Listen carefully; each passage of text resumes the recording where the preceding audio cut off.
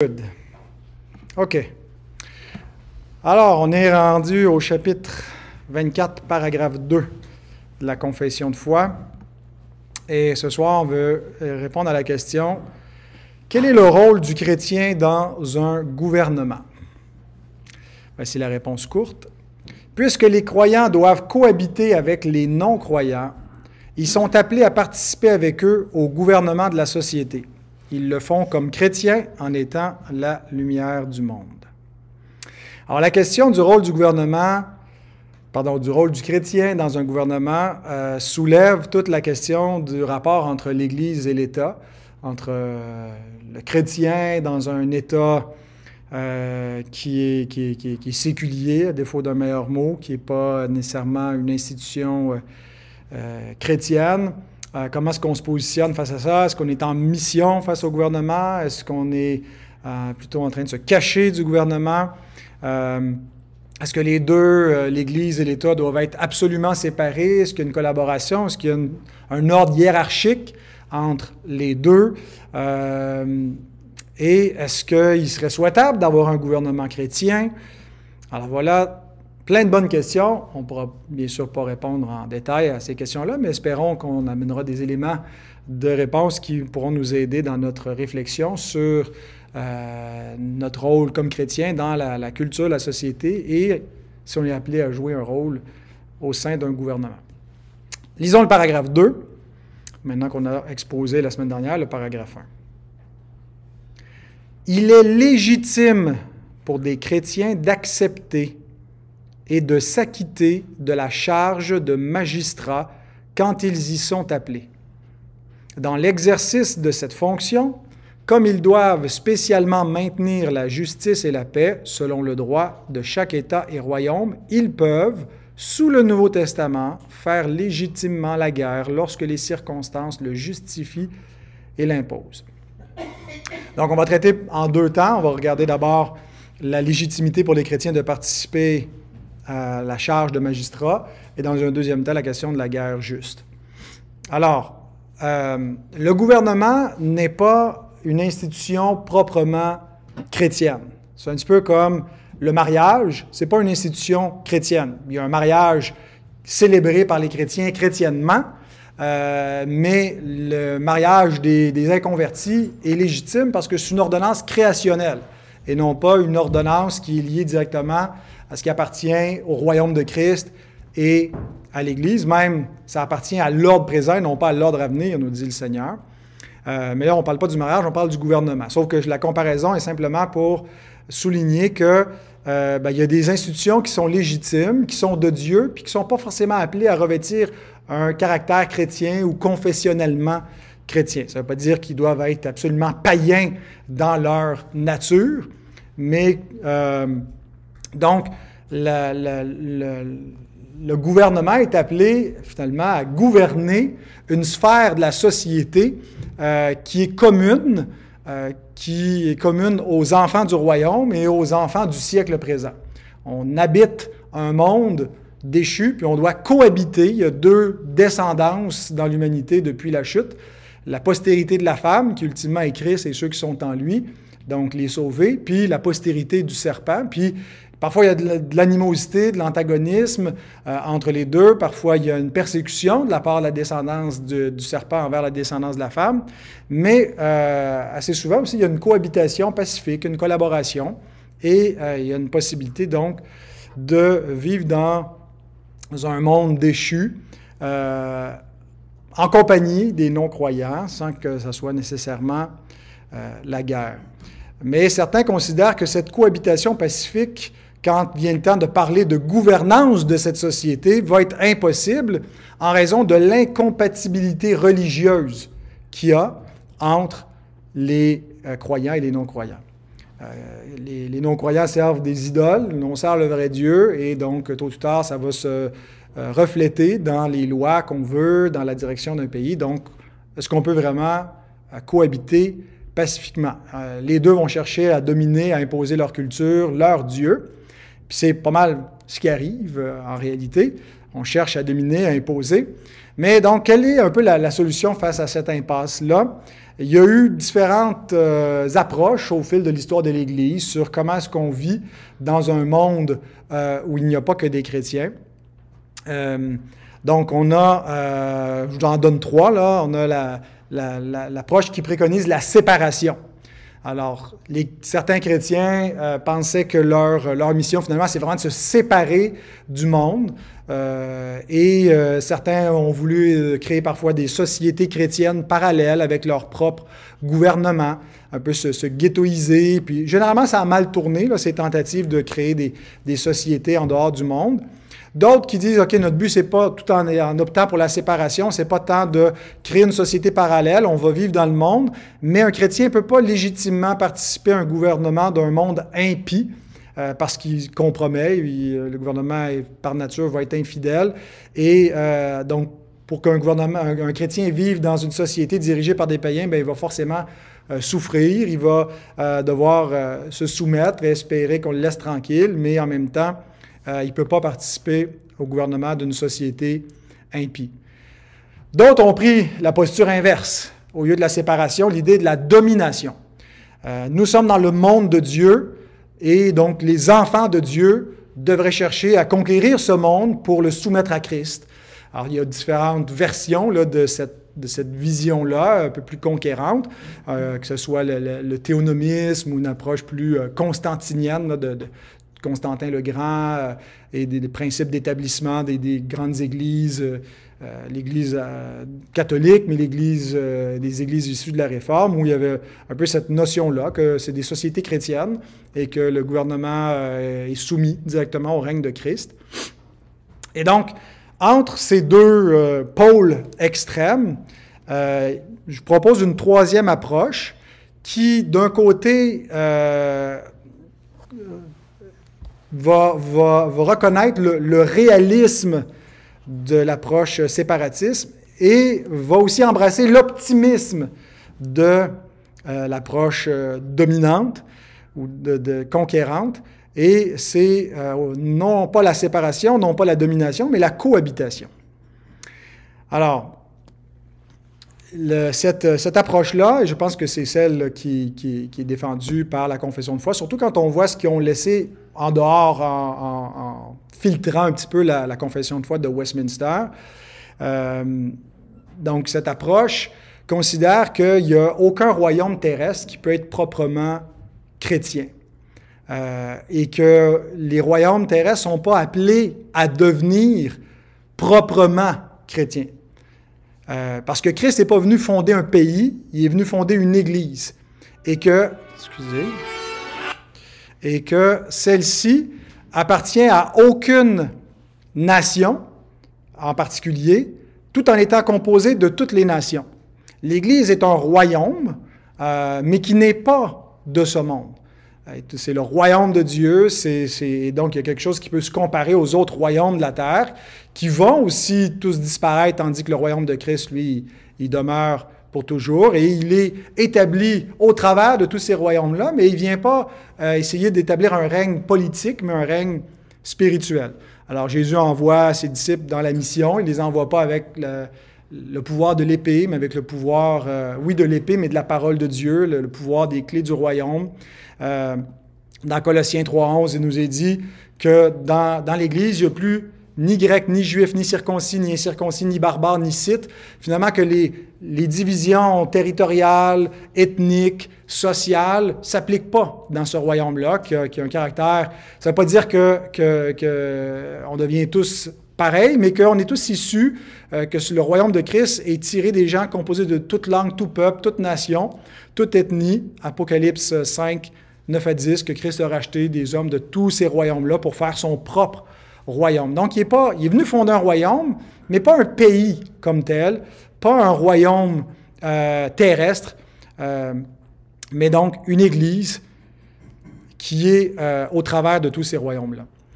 Et donc, cette Église est dans le monde et le monde est vu par l'approche de cohabitation comme un champ missionnaire qui est distinct de l'Église et qu'il ne faut pas confondre les deux. L'Église va toujours être dans un champ où il y a du blé et de l'ivraie, et ce n'est qu'à la fin qu'il va y avoir un tri qui va s'opérer à la fin du monde. Matthieu 13, 38 à 39, la parabole du bon blé et de l'ivraie.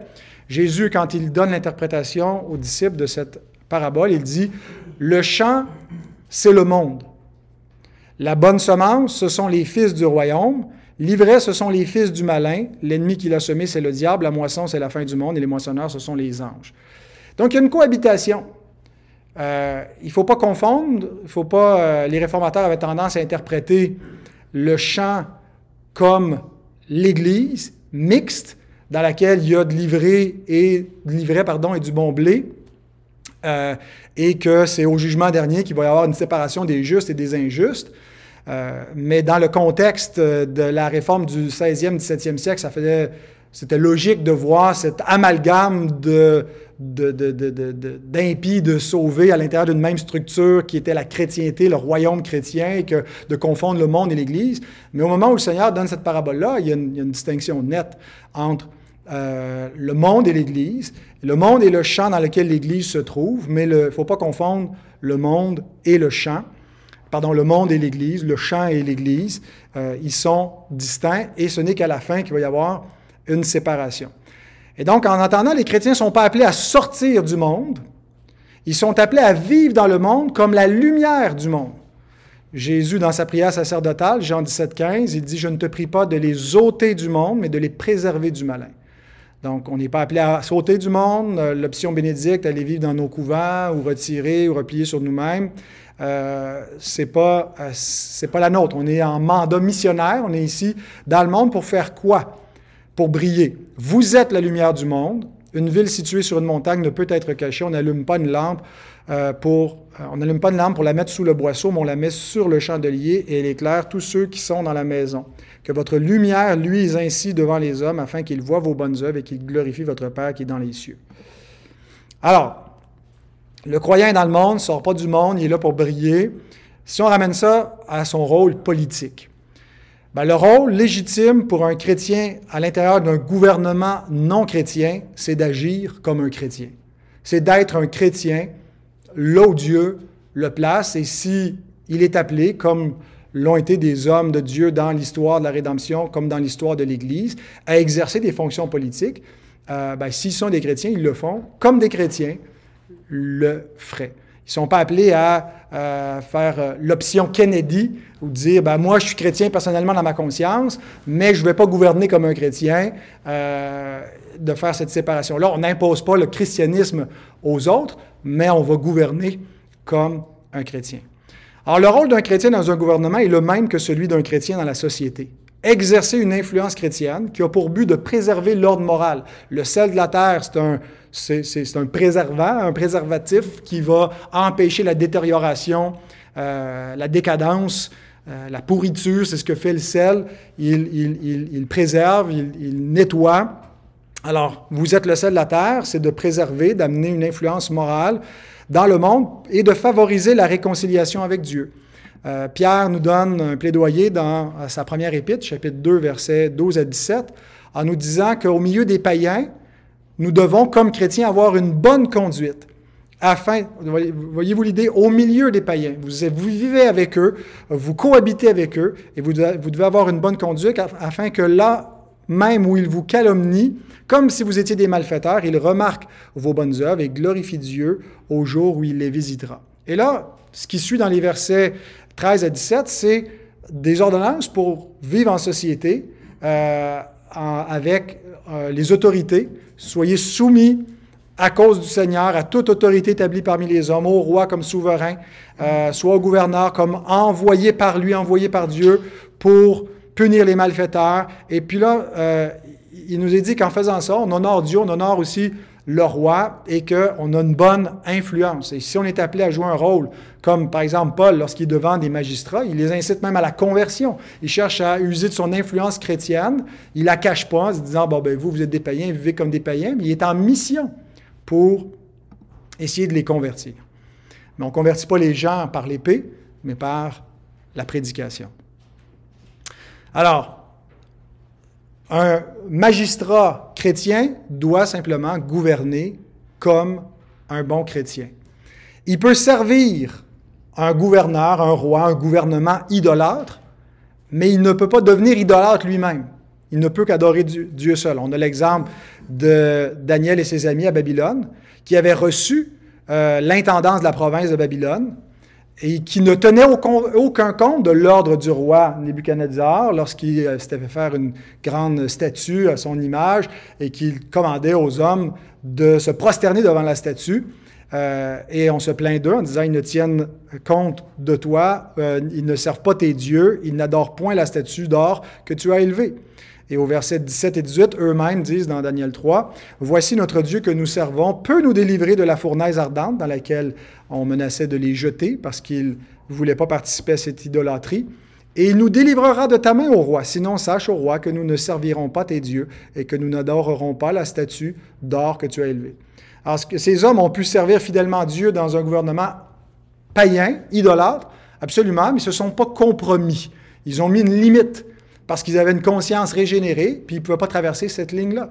Puis, donc, ils ont été intègres, comme l'a été aussi Daniel. On voit un peu plus loin dans Daniel 6, verset 13, lorsqu'il est dit que Daniel, l'un des captifs de Juda, n'a tenu aucun compte de toi, ô roi, le roi Darius, ni de la défense que tu as écrite, et il a fait sa prière 3 fois par jour, alors qu'il n'était pas autorisé de prier autre que le roi. Et donc Daniel défie cet ordre-là.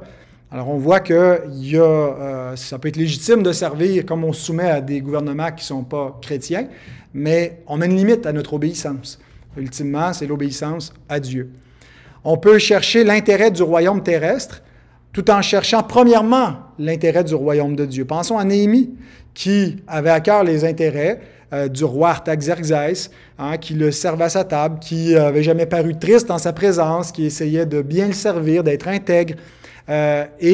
Lorsque le roi remarque sa tristesse, on voit que oui, il a à cœur les intérêts du roi. « Ô roi, vis éternellement », mais en même temps, j'ai des intérêts, des soucis plus grands que ceux de ton royaume. C'est le royaume de Dieu, c'est la ville de mes pères, là où se trouvent les tombeaux de mes pères qui est en ruine, et il a à cœur d'aller rebâtir. Pourquoi? Parce qu'un enfant de Dieu cherche premièrement le royaume de Dieu et sa justice. Il peut servir une patrie ici-bas, mais ultimement, c'est sa patrie céleste qui va le servir. S'il est dans un gouvernement, il ne va pas avantager de façon partiale l'Église, mais il va certainement chercher de façon légitime les intérêts de l'Église.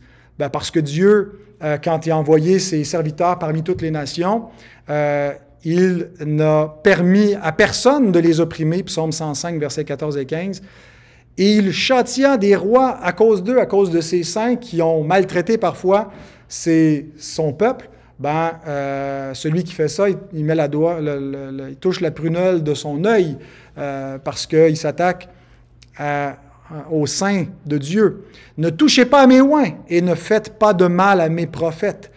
Et Paul reproche aux Corinthiens qu'ils ont des différends entre eux et qu'ils plaident devant des gens dont l'Église ne fait aucun cas. Et ça devient eux leurs juges. Et le point, c'est qu'ils devraient plaider devant des croyants, mais que s'il y a des croyants qui sont des magistrats, ils devraient faire grand cas de l'Église et non pas aucun cas comme ceux qui n'ont pas d'intérêt pour Christ. Mais celui qui est enfant de Dieu va avoir une grande considération pour l'intérêt non seulement de sa patrie, mais de l'Église du Seigneur et dans sa façon de gouverner ou d'influencer, et va tenir compte du bien-être de l'Église de Dieu. Et donc, la sagesse qu'il a d'en haut va lui être utile pour le siècle présent. Psaume 82, 3 et 4, c'est un des textes de preuve que la confession utilise pour dire que le chrétien va être mieux placé que les autres pour gouverner en cherchant la paix et la justice, parce qu'il a la parole de Dieu. « Rendez justice aux faibles et à l'orphelin, faites droit aux malheureux et aux pauvres, sauvez le misérable et l'indigent, délivrez-les de la main des méchants. » Donc, la vraie justice sociale, la parole de Dieu nous donne l'instruction pour chercher à la mettre de l'avant, à la défendre. Et Paul dit dans Tite 2,12 que la grâce de Dieu nous enseigne à renoncer à l'impiété et aux convoitises mondaines et à vivre dans le siècle présent selon la sagesse, la justice et la piété. Donc, la sagesse chrétienne va être très utile pour les affaires d'un royaume ici-bas parce qu'elle nous enseigne à vivre dans le siècle présent selon la sagesse de Dieu. Alors, c'est bon au niveau individuel, mais si on peut en faire bénéficier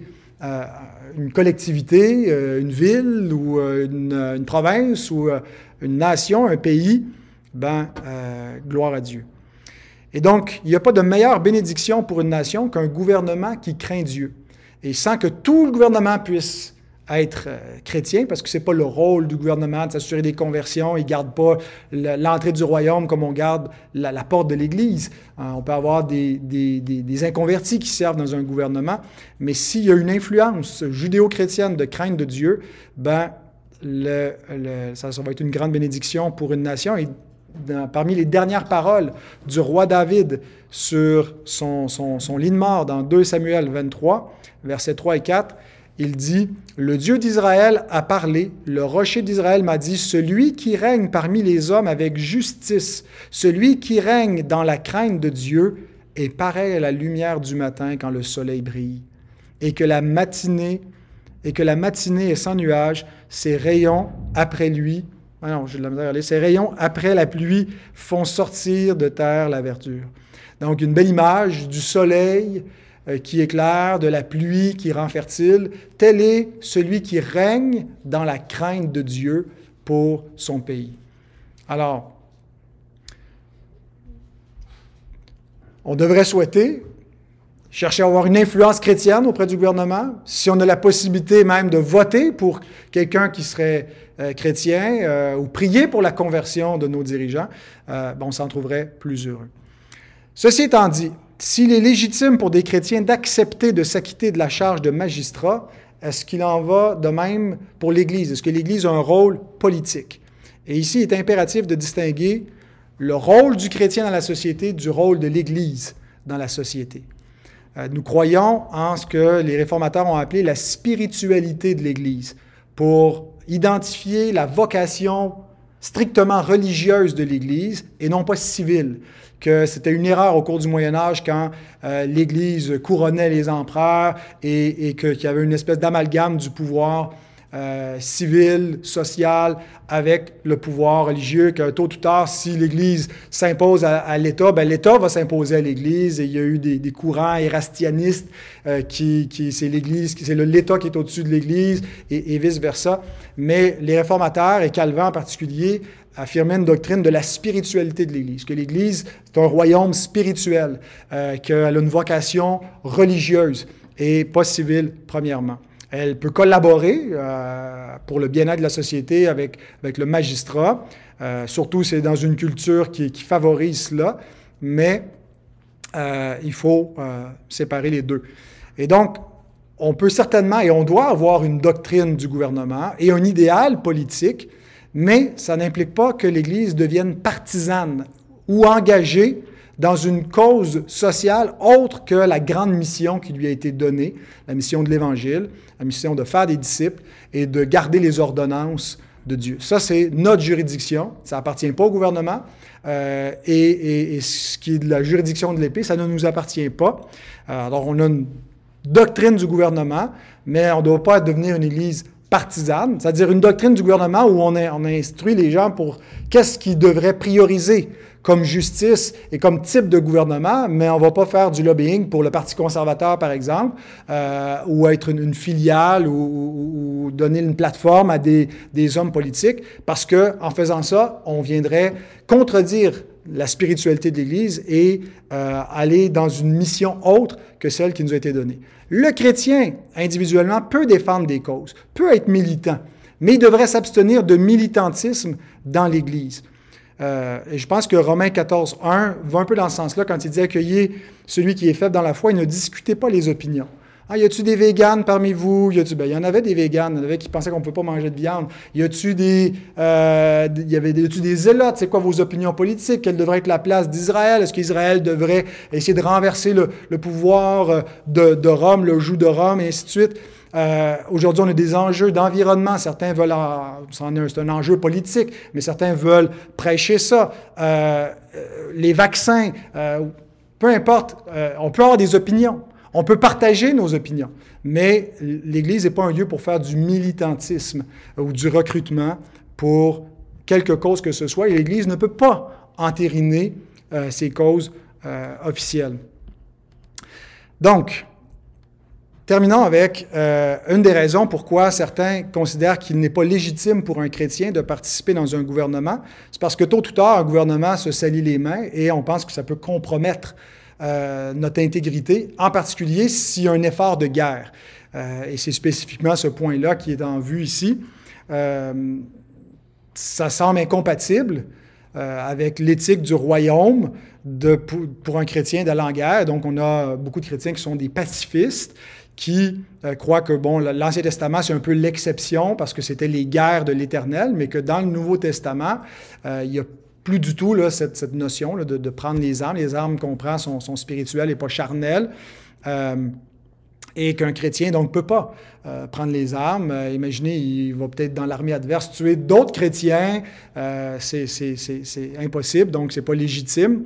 Alors, la confession répond brièvement à cela dans la fin du 2e paragraphe. Et elle s'appuie surtout sur l'accueil qui est fait aux militaires dans le Nouveau Testament, qui sont accueillis dans le royaume de Dieu sans qu'on leur demande d'abandonner leur charge militaire. Luc 3,14, quand il y a des soldats qui viennent à Jean-Baptiste, qui prêchent la repentance, qui demandent concrètement comment nous on se repent, c'est quoi qu'on a à faire, eh bien, il leur répondit, ne commettez ni extorsion ni fraude envers personne et contentez-vous de votre solde. Alors, Jean-Baptiste aurait pu leur dire si cette vocation était incompatible avec un enfant du royaume, qu'il devait abandonner cela. Et c'est pas ce qu'il a fait. On voit aussi Jésus qui est impressionné par la foi d'un centenier qui dit qu'en Israël, il n'a pas vu une aussi grande foi. Puis tout de suite, il affirme qu'il va en venir partout de l'Occident parmi les païens qui vont se mettre à table avec Abraham, Isaac et Jacob dans le royaume de Dieu. Donc, il ouvre la porte du royaume à ce centenier qui dit « Moi, j'ai des soldats qui sont sous mes ordres. Je dis à l'un, va, il va, à l'autre, vient, il vient. » Et on voit aussi Corneille dans Acte 10, 1, 2, qui était centenier de la cohorte dite italienne et qui a été accueilli, qui est un des premiers païens à recevoir la grâce de l'Esprit Saint et d'entrer dans le royaume après la Pentecôte. Donc, on voit que le Nouveau Testament ne condamne pas, fait de la place pour les militaires. Ça ne veut pas dire que les chrétiens sont autorisés à participer à n'importe quelle exaction que le gouvernement entreprendrait, en autant que ce soit au nom du gouvernement. Il y a eu toutes sortes de pillages, toutes sortes de choses mauvaises, et les chrétiens et ceux qui partent en guerre devaient avoir une éthique qui n'est pas celle du monde, qui n'est pas celle des païens. Ils doivent aller au front comme des chrétiens vont au front. Mais la confession considère qu'il y a des circonstances que lorsque les circonstances le justifient et l'imposent, donc c'est une allusion à ce qu'on appelle les critères pour la guerre juste. Ce n'est pas toutes les guerres qui sont justifiables et dans certains cas, un chrétien devrait essayer de se dérober. S'il est dans l'armée, peut-être refuser, protester s'il n'y a pas une cause juste, s'il y a un abus, par exemple, il y a matière à débat, mais l'invasion de l'Ukraine par la Russie, comment un chrétien qui est enrôlé dans l'armée devrait... il y a une question de conscience ici, est-ce qu'il peut participer à cette invasion ou pas? Mais donc, le point, c'est que quand les circonstances le justifient et l'imposent, je pense que c'était justifiable pour les chrétiens en Ukraine de se défendre, de prendre des armes et de résister. Donc, la légitimité des armes pour le bien public, de l'utilisation d'armes pour le bien public, repose aussi sur une autre distinction, en plus des critères pour la guerre juste, c'est qu'il y a une distinction entre la justice ou la vengeance privée et publique. Et je termine avec ça. La vengeance privée est interdite. La vengeance publique est commandée. Dans un même passage de Romains 12 et Romains 13, Paul les contraste. Il dit dans Romains 12, 17 à 21, « Ne rendez à personne le mal pour le mal, recherchez ce qui est bien devant tous les hommes. S'il est possible, autant que cela dépend de vous, soyez en paix avec tous les hommes. Ne vous vengez point vous-même, bien-aimés, mais laissez agir la colère, car il est écrit, à moi la vengeance, à moi la rétribution, dit le Seigneur. » Bon, puis ça continue, là. Mais laisser agir la colère, laisser agir l'autorité compétente, le jugement de Dieu. Et dans le chapitre suivant, Paul dit que c'est « Veux-tu ne pas craindre l'autorité? » Romains 13, 3 et 4. « Fais le bien, tu auras son approbation. Le magistrat est serviteur de Dieu pour ton bien, mais si tu fais le mal, crains, car ce n'est pas en vain qu'il porte l'épée, étant serviteur de Dieu pour exercer la vengeance et punir celui qui fait le mal. » Alors, les chrétiens pacifistes souvent confondent un petit peu les deux, comme si l'interdiction de tuer était quelque chose d'absolu. Mais c'est l'interdiction de commettre des meurtres, de se venger soi-même. Ça n'interdit pas la légitime défense, ça n'interdit pas non plus le pouvoir de l'épée pour les forces de l'ordre, le pouvoir létal, hein, pas juste pour restreindre, mais parfois pour mettre à mort un criminel ou faire la guerre dans certains cas. Et comme c'est un pouvoir qui est légitime, ben, le chrétien peut légitimement l'utiliser si on distingue le pouvoir ou la vengeance privée de la vengeance publique. Donc, et les chrétiens devraient rappeler ce principe fondamental de justice dans la société. Aujourd'hui, les gens perdent un petit peu leur repère et ne savent plus faire la différence entre le bien et le mal, ce qui est juste et ce qui ne l'est pas. Mais de distinguer entre une justice privée et une justice publique, c'est essentiel au bien-être de la société et c'est notre devoir, non seulement de le rappeler dans un gouvernement, mais à la société en général et d'amener chaque personne à s'en remettre, à remettre leurs injustices aux autorités qui ont été établies par Dieu sur la société, sur l'Église, sur la famille. Il y a des sphères de pouvoir distinctes et Dieu a mis des gouvernements à chacun de ces endroits-là pour s'assurer du bien-être. Alors voilà le rôle qu'un chrétien peut jouer au sein d'un gouvernement.